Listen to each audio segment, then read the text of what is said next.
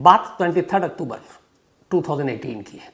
23 अक्टूबर 2018 बेंगलोर में, जो बेंगलुरु है, यहाँ पर एक ओरेकल कस्टमर केयर सेंटर का दफ्तर एक बिल्डिंग में 7वीं मंजिल पर रात के करीब 11:15 बज रहे थे। तमाम स्टाफ नाइट शिफ्ट में वहाँ मौजूद थे। इसी दौरान में एक दफ्तर का प्यून 7th फ्लोर पे बैठे हुए एक एम्प्लॉय के पास जाता है और कहता है कि आपसे मिलने 2 विजिटर आए। 11:15 बजे रात को अब 2 विजिटर, वो भी थोड़ा सा पकाता है, लेकिन इससे पहले भी कई उसके दोस्त और बाकी लोग मिलने आते रहते थे, तो उसे लगा कोई दोस्त होंगे। वो नीचे आता है मीटिंग रूम में जहाँ पे वेट कर रहे थे गेस्ट। 2 लोग लंबे चौड़े अच्छे कदकाठी के वहाँ बैठे हुए थे। अब ये शख्स उसके पास जाता है, दोनों मेहमानों की नज़रें मिलती हैं उससे। वो उन्हें पहचान नहीं पाता, आंखों में सवालिया निशान कि आप लोग कौन हैं। और तभी उनमें से एक शख्स अपना हाथ आगे बढ़ाता है और इस ओरेकल के एम्प्लॉय की तरफ हाथ बढ़ाते हुए सिर्फ 2 शब्द कहता है, हेलो मिस्टर तरुण। हाथ आगे बढ़ा हुआ है, जुबान से नाम तरुण। सुनते ही ये नाम सामने वाले शख्स के चेहरे पर हवाइयाँ उड़ने लगती हैं, क्योंकि ये नाम उसने 15 साल बाद सुना था। 15 साल तक ये नाम उसने किसी की ज़ुबान से नहीं सुना। 15 साल तक किसी ने उसे तरुण कहकर पुकारा ही नहीं। इन 15 सालों में उसकी पहचान, उसका नाम एक ही था और वो था परवीन भटेले। तो उसके सारे दफ्तर के लोग, उसकी अपनी पत्नी, दोनों बच्चे, दोस्त, पड़ोसी, हर एक यही जानते थे कि इस शख्स का नाम परवीन भटेले।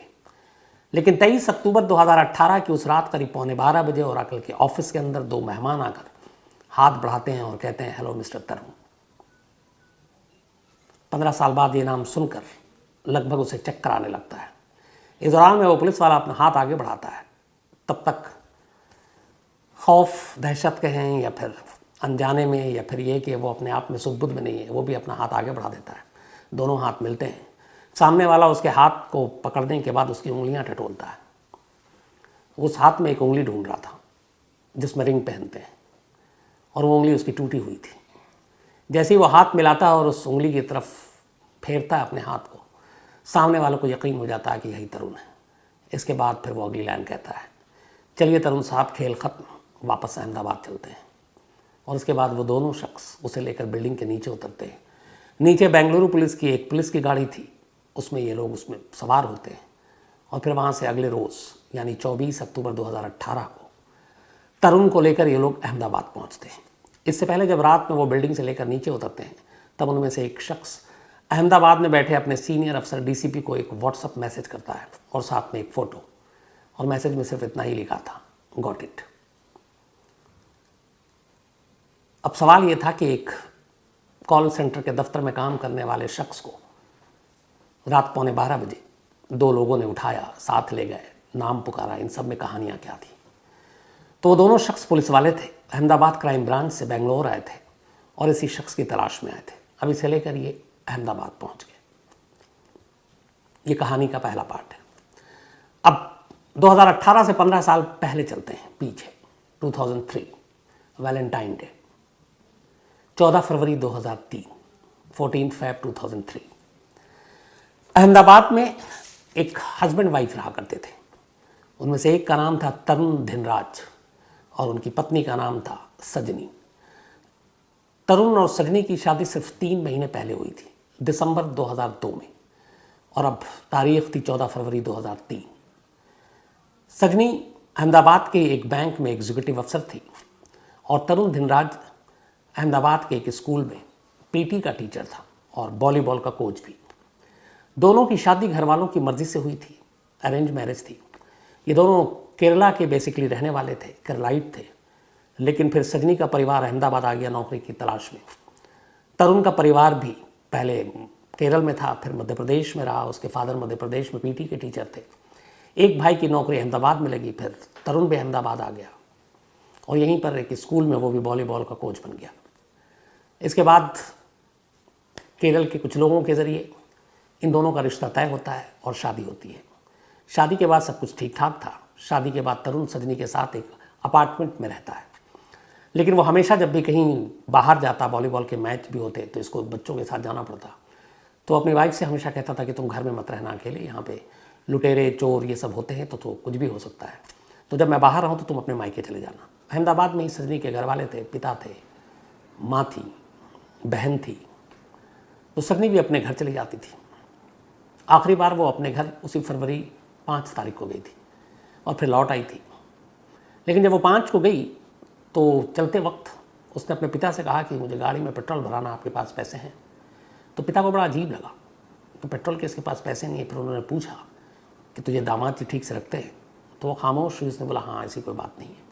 उसके बाद चली गई, आखिरी मुलाकात थी। वैलेंटाइन डे 14 फेब 2003 की रात, बल्कि शाम करीब 7:30 बजे सजनी की अपनी बड़ी बहन से बात होती है। बिल्कुल नॉर्मल कूल बात, सब कुछ पूछा ठीक ठाक। 10-15 मिनट की बातचीत के बाद फ़ोन रख देती है। इसके बाद 2 घंटे बीतते हैं। 2 घंटे के बाद अचानक तरुण का फ़ोन आता है सजनी के घर पे और कहता है कि आप लोग फ़ौरन हॉस्पिटल आइए, मामला सीरियस है, सजनी की हालत बहुत सीरियस है। ये सुनकर घर वाले बदहवास वहाँ से भागते आते हैं। तब तक पता चलता है कि सजनी की मौत हो गई। तरुण जो है वो बैठ कर बेतहाशा रो रहा है। पुलिस आती है, मौके पर देखती है, सजनी के दुपट्टे से ही उसका गला घोट कर कत्ल किया गया था। घर के सामान बिखरे पड़े हुए थे, कुछ जेवर गायब थे। पुलिस को लगा लूटपाट का मामला है। तरुण ने भी यही कहा कि हमें हमेशा, मैं कहता था सजनी को एहतियात बरतो, और क्योंकि यहाँ पे घरों के अंदर सेंधमारी होती है, तो शायद किसी लुटेरे ने सजनी को मार डाला। अब तरुण की हालत ख़राब, लगातार रो रहा है। 3 महीने शादी को हुए थे। घर वालों को भी उससे पूरी हमदर्दी, अफसोस। अगले दिन अब सजनी का पोस्टमार्टम होता है, उसके बाद अंतिम संस्कार किया जाता है। पर तरुण की ऐसी हालत नहीं थी कि वो अंतिम संस्कार कर सके। फिर बड़े भाई जो है उसके, वो मुख अग्नि देते हैं, और इस दौरान में तरुण की हालत सदमे में बहुत बिगड़ जाती है और उसको हॉस्पिटल में एडमिट कर दिया जाता है। 15 को एडमिट कर देते हैं। पुलिस अपनी तफ्तीश कर रही है। इलाके के जो चोर उचक्के हैं उनकी लिस्ट बनाई जा रही है। सब कुछ ये था कि किसी को जो भी है इसके पीछे पकड़ा जाएगा। लेकिन अचानक 2 दिन के बाद 16 फेब 2003 की शाम को तरुण के बड़े भाई का पुलिस को फ़ोन जाता है और वो कहता है कि तरुण गायब है। तरुण हॉस्पिटल से गायब हो गया।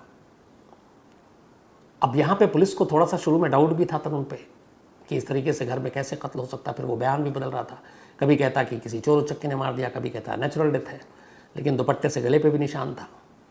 और उसके बाद वो रो भी रहा, सदमे में भी, हॉस्पिटल में भी एडमिट हो गया। लेकिन 48 घंटे के अंदर अंदर शाम को 16 फेब को अचानक तरुण हॉस्पिटल से गायब हो गया।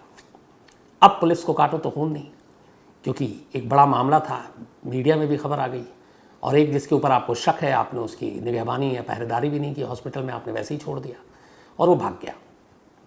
अब पुलिस वालों पर उंगलियां उठने लगी। सजनी के घर वालों ने भी इल्ज़ाम लगाना शुरू किया कि पुलिस की लापरवाही है। पुलिस के ऊपर प्रेशर बनना शुरू हो गया। अब पुलिस ने कहा ढूंढो। पुलिस ने तमाम कोशिश की, कहीं नहीं मिली। पुलिस ने तरुण के भाई, माँ बाप, इनको भी उठा लिया। कुछ दिनों तक ये लोग जेल में भी रहे कि इनकी भी मिली भगत है। बाद में खैर छूट गए। लेकिन तरुण की तलाश होती रही, तरुण मिला नहीं। सजनी के घर वाले, उनके माँ बाप और बहन, जब काफ़ी दिन बीत गया और तरुण मिला नहीं, उनकी बेटी का कातिल गायब है, तो उस वक्त नरेंद्र मोदी मुख्यमंत्री थे गुजरात की। 2006 की बात है। फिर 3 हो गए, 3 साल बीत गए, कोई पता नहीं चल रहा तरुण का। उन लोगों ने जाकर मुख्यमंत्री नरेंद्र मोदी से मुलाकात की और मदद मांगी।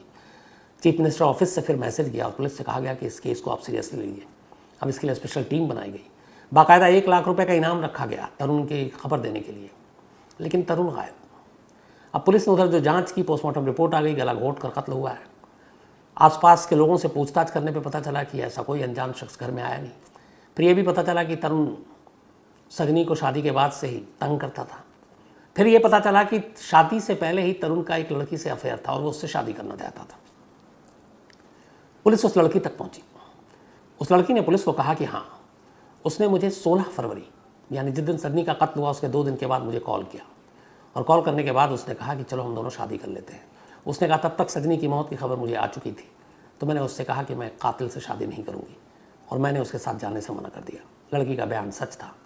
पुलिस ने उसको क्लीन चिट दे दी।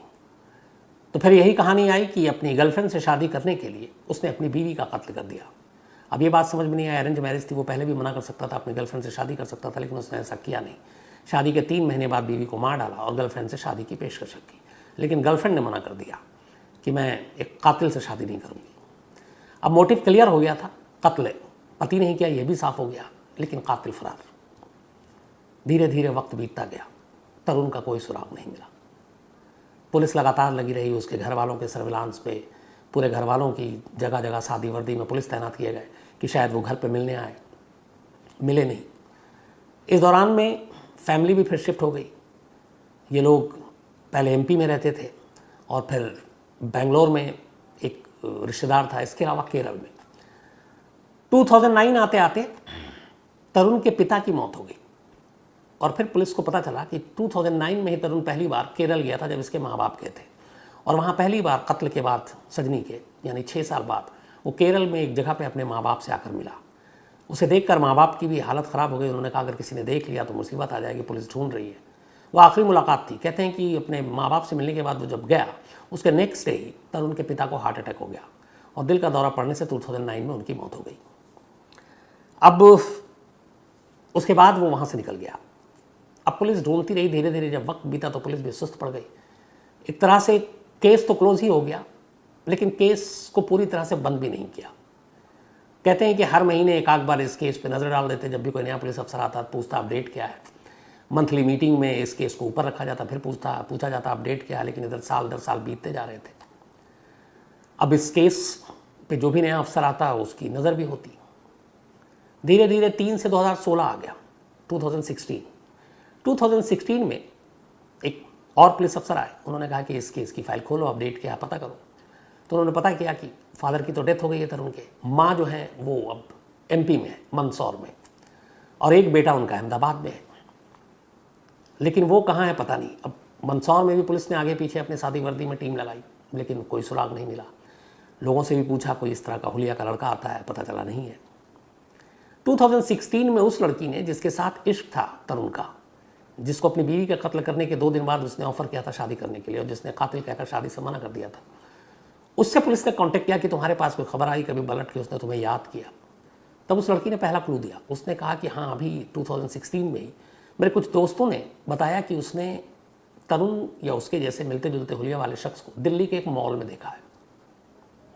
अब पुलिस की टीम दिल्ली के मॉल और उस इलाके को छानने के लिए अपनी भेजती है। फिर ये भी पता चलता उसी दौरान में जब देखने की बात थी, तरुण की माँ भी दिल्ली में थी। तो अब ये था कि शायद वो माँ के साथ हो, लेकिन तमाम चीज़ें खंगालने के बावजूद तरुण नहीं मिला। वक्त बीतता गया। अब 2016 के इस क्लू के बाद पुलिस को एक चीज़ का यकीन हो गया था कि तरुण जिंदा है। उसने सुसाइड नहीं किया है, कहीं और नहीं भागा है, बल्कि देश में है। इस दौरान में जब तब खबर आती, कभी उसको गुजरात में देखने की बात आती, कभी महाराष्ट्र में, कभी मध्य प्रदेश में, कभी बेंगलोर में, कभी केरल में।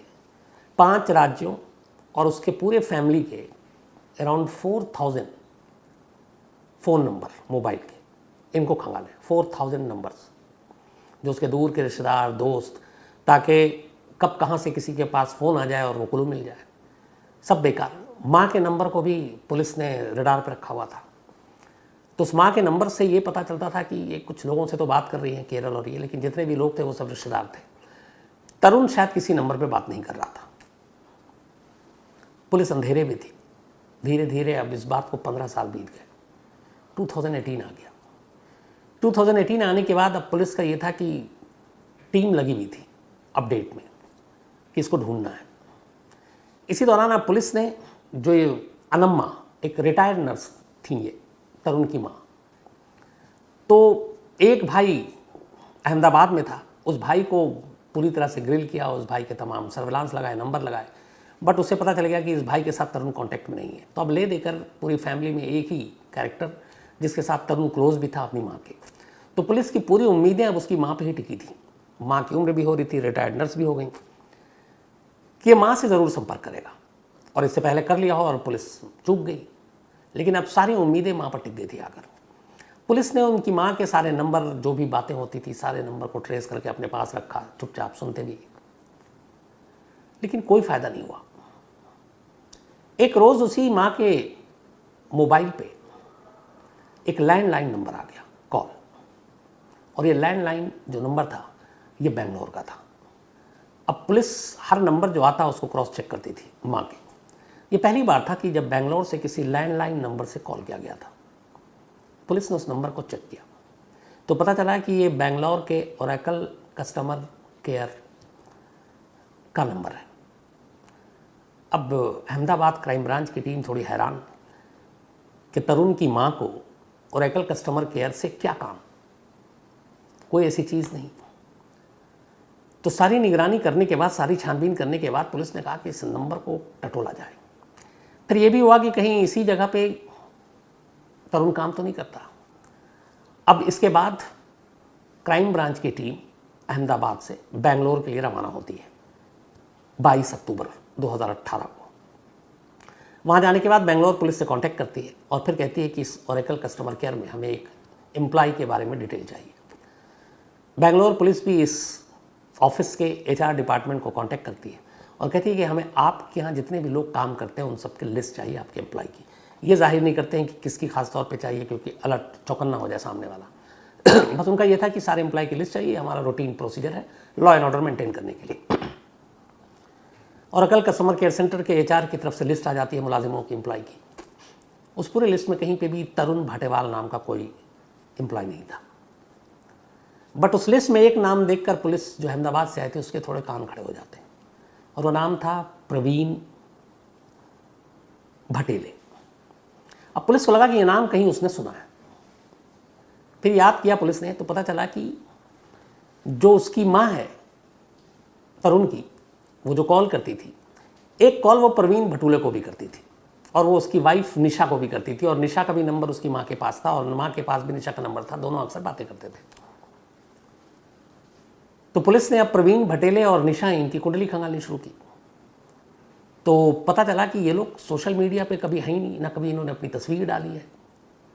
ये बड़ा अजीब लगा कि आज के दौर में ऐसा कैसे। फिर ये पता चला प्रवीण भटेले और निशा के 2 बच्चे भी हैं। अब उस लिस्ट में प्रवीण भटेले का तो नाम है लेकिन तरुण का नाम नहीं है, और प्रवीण भटेले के मोबाइल से उसकी माँ की बातचीत ये पुलिस को मालूम है कि होती है, और वो निशा एक नाम की जो उसकी बीवी है। तब पुलिस को लगा कि कहीं प्रवीण भटेले ही तो तरुण नहीं है, क्योंकि कनेक्शन एक है कि वो तरुण की माँ से क्यों बात कर रहा है। तो पुलिस ने जीरो इन किया प्रवीण भटेले पर। अब लेकिन ये कि प्रवीण भटेले को और कैसे पुख्ता किया जाए कि ये वही तरुण है जो भागा हुआ 15 साल से। तो फिर अहमदाबाद पुलिस को पूरा उसकी केस हिस्ट्री सब कुछ मालूम थी। जब ये कोच था वॉलीबॉल का, एक मैच के दौरान इसकी एक रिंग वाली उंगली टूट गई थी, तो वो थोड़ी मुड़ी हुई भी थी और बाकी 5 आम जो उंगलियां होती इंसानों की वैसी नहीं थी।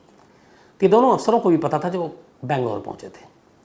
तो उन्होंने कहा कि ठीक है, अगर एक बार हम उससे हाथ मिलाएं तो उंगलियों को हम पहचान लेंगे। इसी के बाद लिस्ट आने के नेक्स्ट डे बेंगलोर पुलिस के साथ लेकर ये उस ओरेकल के ऑफिस में पहुंचते हैं 7th फ्लोर पे, जहाँ पर प्रवीण भटेले बैठा करता था। और फिर वहाँ पे मैसेज दिया जाता है। फिर वो प्यून जो है वो बुला कर लाता है कि 2 गेस्ट हैं, और वो जब सामने आता है तब उसमें से एक पुलिस अफसर कहता है, हेलो मिस्टर तरुण, जिसको सुनकर उसकी हवा ख़राब हो जाती है, क्योंकि इस पूरे दफ्तर में उसे लोग प्रवीण भटेले के नाम से पिछले 10 सालों से जानते थे, क्योंकि वो 10 साल से इस दफ्तर में काम कर रहा था। इसके बाद जब वो हाथ मिलाता है तो उस उंगलियों को टटोलता और पता चल जाता कि उंगली टूटी हुई है, मतलब दोनों तरफ से पुख्ता हो गया था कि ये शख्स प्रवीण भटेले नहीं बल्कि तरुण धिनराज है। और इसी के बाद उससे कहा जाता है कि अब खेल खत्म है और चलो वापस। तो एक लैंडलाइन नंबर की वजह से भेद खुला। दूसरा, इसी दौरान में फिर पुलिस को पता चला कि आखिर ये माँ बेटे बात करते थे, ये लैंडलाइन नंबर अगर ना होता तो क्या होता। तो पता चला कि उस दिन उसने कोशिश की, उसके मोबाइल से बात नहीं हो पा रही थी और माँ से बात ज़रूरी करनी थी। माँ अकेली थी, उसे चिंता भी हो रही थी। तो ये थोड़ी सी लापरवाही बरत गया और उसने ऑफिस में बैठे बैठे अपने ऑफिस के लैंडलाइन नंबर से माँ के नंबर पर कॉल कर दिया, और ये पुलिस के रिकॉर्ड में आ गया। अगर वो लैंडलाइन नंबर से कॉल ना करता तो शायद तरुण का राज 15 साल है और ना मालूम कितने सालों तक राज ही बना रहता। फिर पुलिस के सामने जानकारी आई कि उसकी माँ ने एक और सिम ले रखा था, और वो सिम उनके एक रिलेटिव के नाम पर था। उस रिलेटिव को, दूर के रिलेटिव थे, पुलिस ने अपने फोकस में लिया नहीं, और उस सिम का इस्तेमाल उसकी माँ सिर्फ और सिर्फ तरुण से बात करने के लिए करती थी, और तरुण भी उसी सिम पे ज़्यादातर कॉल किया करता था। तो इस तरीके से पुलिस के रिकॉर्ड में ये सिम नंबर ही नहीं था, तो कभी जांच के घेरे में आया ही नहीं, और इसीलिए तरुण का राज रहा। अब पुलिस उसे लेकर वापस अहमदाबाद आती है, सब कुछ हो गया। अब फिर पुलिस उससे कहानी सुनती है। वो सजनी के कत्ल का इल्ज़ाम अपने सर लेता है, बोलता हाँ मैंने कत्ल किया क्योंकि मुझे अपनी गर्लफ्रेंड से शादी करनी थी, लेकिन उसने मना कर दिया क्योंकि मैं कातिल हो चुका था। बोला फिर बोला कत्ल करने के बाद मैं 6 तारीख को ही दिल्ली आया था। दिल्ली में कुछ दिन रहा और दिल्ली में बाकायदा अगले 1 हफ्ते में ही कत्ल करने के 14 फेब को उसने कत्ल किया, वैलेंटाइन डे, और 20 फरवरी तक वो दिल्ली के कॉल सेंटर में नौकरी कर रहा था, अगले 4-5 दिनों में ही। बोला फिर यहाँ से पुणे गए। पुणे में उसको एक निशा नाम की लड़की से मुलाकात हुई। उसने अपने आप को बताया कि मैं यतीम हूँ, मेरा दुनिया में कोई नहीं है। धीरे धीरे दोनों में दोस्ती हो गई। इसने पुणे में एक जगह नौकरी की थी और फिर उन दोनों ने पुणे में ही शादी कर ली।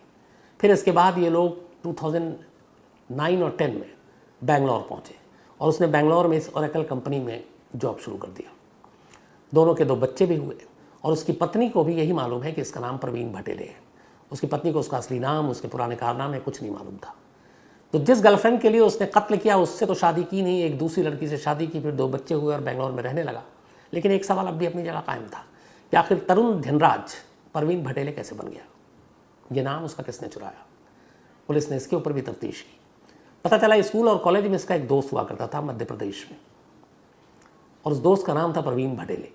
ये दोनों साथ थे, कॉलेज में भी साथ पढ़ाई की। जब इसने कत्ल किया, उसके कत्ल करने के बाद इधर उधर ये भटकता रहा था। फिर एक दौर ऐसा आया जब ये पहुंचा भोपाल। उस वक्त प्रवीण भटेले भोपाल में था और ये वहाँ उसकी शादी हो गई थी। ये उसके साथ भी रहा कुछ दिन तक। उसने कुछ कोचिंग सेंटर शुरू किए थे, उसने कहा मैं भी करूँगा। इसने कुछ दिन उसके साथ काम भी किया। फिर प्रवीण भटेले के आधार कार्ड, ड्राइविंग लाइसेंस और पासपोर्ट, इन तीनों को उसने वहाँ पे स्कैन किया और फिर उन नामों को अपना नाम दिया और उसमें तस्वीर अपनी लगा दी। तो आधार कार्ड भी प्रवीण भटेले के लिए, तस्वीर अपनी, ड्राइविंग लाइसेंस भी, पासपोर्ट भी, और लेकर चला गया। और इधर प्रवीण भटेले को पता नहीं। प्रवीण भटेले भी एक स्पोर्ट्स का कोच, अभी हरियाणा में शायद काम कर रहे हैं कहीं। इतना ही नहीं, इस ओरेकल में नौकरी के दौरान इस फर्जी नाम जो किसी और का चुराया हुआ, फर्जी पासपोर्ट जो किसी और का चुराया हुआ जिसमें उसकी तस्वीर लगी है, 3 बार वो यूएस भी हुआ है, अमेरिका। लेकिन एक गलती 15 साल के उसके इस राज को खोल गया। अगर उसने उस दफ्तर में उस दिन बैठकर लैंडलाइन नंबर से अपनी माँ को कॉल न किया होता तो शायद तरुण का राज ही रहता, तरुण शायद प्रवीण भटेले ही रहता। लेकिन कहते हैं कि कहीं ना कहीं एक ज़रा सी चूक आपको कब पकड़वा दे और आपका भेद कब खुल जाए नहीं कह सकते। वही चीज़ हुई। लेकिन इसमें कमाल अहमदाबाद पुलिस भी थी, खासतौर पे क्राइम ब्रांच की टीम, जिसने 15 साल के इसमें सुस्त रफ्तारी भी आई, सब कुछ आया, लेकिन तरुण की तलाश बंद नहीं की। तरुण अब जेल में है, साबरमती जेल में, और जो कुछ उसने किया है उसके लिए उसे सज़ा भी वैसे ही मिलेगी। तो ये थी कहानी एक ऐसे शख्स की जो 15 साल तक पुलिस को बेवकूफ़ बनाता रहा, एक नए नाम से नए शहर में रहा, नौकरी की, शादी की, 2 बच्चे पैदा किए, लेकिन ये गलती ने सारा राज खोल दिया।